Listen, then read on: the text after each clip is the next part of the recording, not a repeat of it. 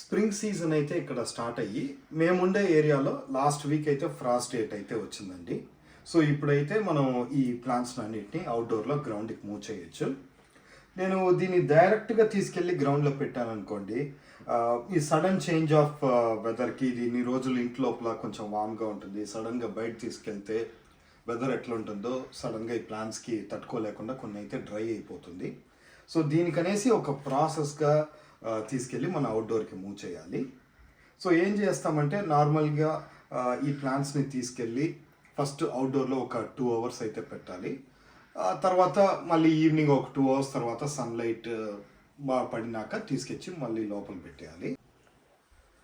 First 2 hours పెట్టేసి తర్వాత 1 hour అట్లా ఇంక్రీజ్ చేసుకుంటా పోవాలి.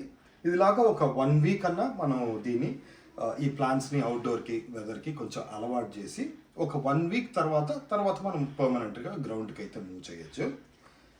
2 hours అని చెప్పాను కదా, అది ఏ టైం పెడితే ఆ టైం పెడితే మనకి ప్లాంట్స్కి మంచిది కాదు.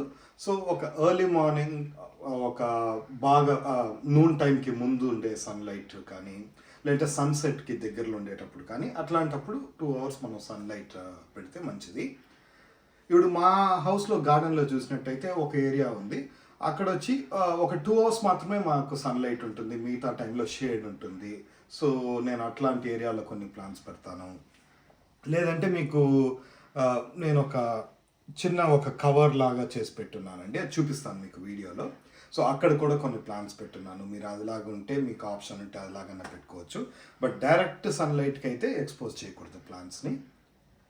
ప్లస్ ఇంకొకటి ఏమంటే మీరు ఇంకొక జాగ్రత్త తీసుకోవాల్సింది ఏమంటే మీ ప్లాంట్ని బయట మూవ్ చేసేటప్పుడు మేక్ షూర్ ఆ రోజు మంచి ఎక్కువ హాట్గా ఉండకూడదు వెదర్. ప్లస్ రెయిన్గా కానీ విండీగా అట్లాంటి కండిషన్స్ ఏమైనా ఉంటే ఇట్స్ నాట్ అడ్వైజబుల్, ఆ రోజు మూవ్ చేయొద్దండి. ఒక మైల్డ్ టెంపరేచర్ కొంచెం క్లౌడీగా ఉంటే ఆ రోజు నుంచి స్టార్ట్ చేయండి. అప్పుడే ఈ ప్లాంట్స్కి కొంచెం వెదర్ అనేది ఎక్స్టర్నల్ వెదర్ అలవాటు అవుతుంది. మేమైతే డైరెక్ట్గా ఒకరోజు ఒక ప్లాంట్ అయితే పెట్టామండి సన్లైట్ బాగుండేటప్పుడు, కానీ ఆ రోజు కొంచెం ఎండ ఎక్కువ ఉండడం వల్ల ఆ ప్లాంట్ అయితే కంప్లీట్లీ డ్రై అయిపోయింది. సో అందుకే మేము కొద్దిగా ప్లాంట్స్ అయితే కొన్ని మూవ్ చేస్తున్నాము. ఆల్రెడీ మేమైతే కొన్ని ప్లాంట్స్ బయట ఎండకి ఆల్రెడీ పెట్టేశామండి. ఇప్పుడు ఇక్కడ ఇండోర్లో కొన్ని ప్లాంట్స్ ఉంది, ఇవన్నీ మూవ్ చేయబోతున్నాను కొంచెం సన్లైట్ తగిలేలాగా ఫ్యూ అవర్స్.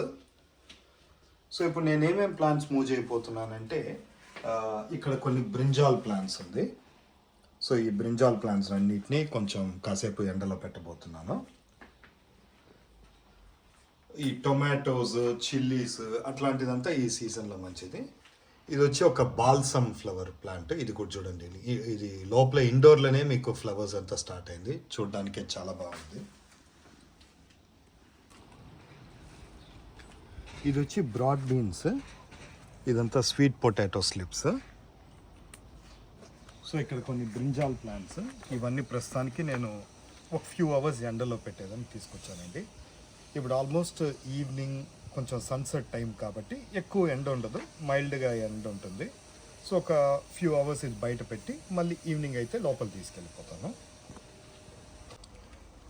ఈ ప్లాంటర్ చూడండి, నార్మల్గా అయితే నేను ఇక్కడ కొన్ని ప్లాంట్స్ పెట్టి దీన్ని మొత్తం ఇట్లాంటి ఒక కవర్ చేసి పెట్టుంటాను, ఎక్కువ చలి తగలకుండా ఉండేదానికి.